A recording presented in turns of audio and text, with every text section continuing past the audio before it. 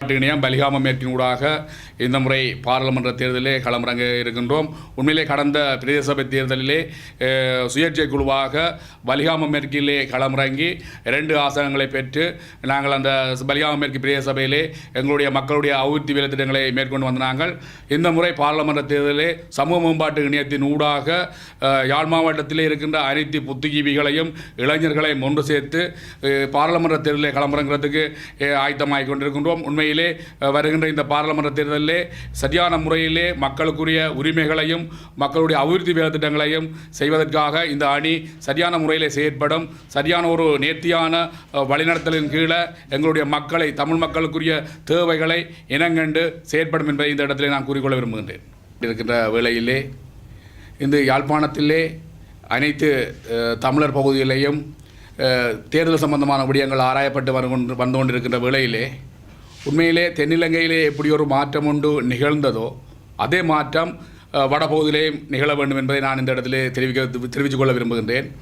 உண்மையிலே யாழ் மாவட்டத்தை பொறுத்தவரையில் வடக்கு இருந்தாலும் சரி, கிழக்காக இருந்தாலும் சரி, இன்று தமிழர்களை ஏமாற்றி தமிழர்களை இதுவரை காலமும் ஒரு பகடக்காயாக்கி தமிழ் அரசியல்வாதிகள் நடந்து வந்திருக்கிறது என்பதை யாராலையும் மறக்க முடியாது.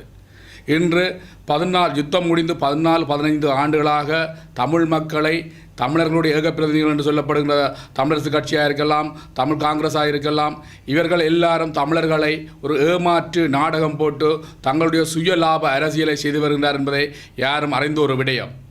இன்று தென்னிலங்கையில் எப்படி மாற்றம் ஏற்பட்டதோ அதே மாற்றம் வடபகுதியிலேயும் ஏற்படுவதற்காக இளைஞர் அணிகளாக சேர்ந்து இன்று இளைஞர் அணிகள் பாராளுமன்ற தேர்தலிலே களமிறங்க முன்வந்திருக்கின்றார்கள்.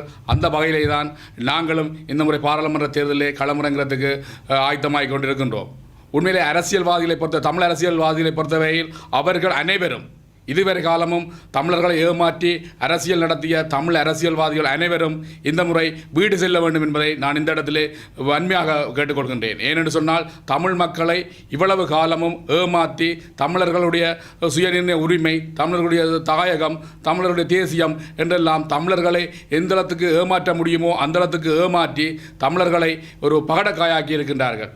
அந்த வகையிலே தமிழர்கள் இந்த முறை சரியான ஒரு பாடம் இவர்களுக்கு கற்பிக்க வேண்டும் என்பதை நான் இந்த ஊடகமூடாக உங்களுக்கு தெரியப்படுத்த விரும்புகின்றேன். உண்மையிலே இந்த தமிழ் தேசியத்தை பொறுத்தவரையில் தமிழ் தேசியம் கதைக்கின்றவர்கள் இன்று தமிழரசு கட்சியில் இருக்கின்ற யாருக்குமே அருகதை இல்லாதவர்கள். உண்மையிலே போராட்டம் முடிந்து இன்று 35 வருடம் 40 வருட கால போராட்டம் முடிவடைந்து இவ்வளவு வருடத்திலே ஒரு பெற்றுக்கொள்ள முடியாத ஒரு தீர்வை இன்று இவர்கள் தாங்கள் பெற்றுக்கொள்வோம் என்று சொல்லி சும்மா தங்களுடைய சுயலாப அரசியலுக்காக மக்களை ஏமாற்றி கொண்டு வருகின்றார்கள். நாங்கள் இதை வன்மையாக கண்டிக்கின்றோம். தமிழர்களாக வாழ வேண்டும். தமிழர்களுடைய சுயநிர்ணய உரிமையாக வாழ்வதற்கு இளம் தலைமுறையினருக்கு அவர்கள் வழிவகுத்து கொடுக்க வேண்டும். இவர்கள் அனைவரும் தங்களுடைய சுயலாப அரசியலை விட்டு அவர்கள் தங்களுடைய வீடுகளுக்கு செல்ல வேண்டும் என்பதை நான் இந்த இடத்தில் கேட்டுக்கொள்ள விரும்புகின்றேன்.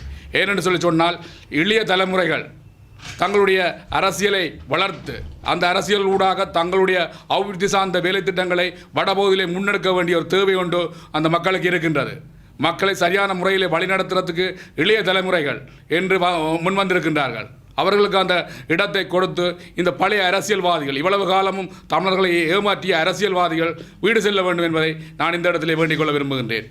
அது மட்டுமல்லாமல் இவ்வளவு காலமும் அதாவது தென்னிலங்கையிலே எப்படி ஒரு மாற்றம் ஒன்று நிகழ்ந்ததோ இந்த முறை ஜனாதிபதி தேர்தலில் அதே மாற்றம் வடபகுதியிலே இந்த முறை பாராளுமன்ற தேர்தலில் நடக்க வேண்டும். நிச்சயமாக அது நடக்கும்.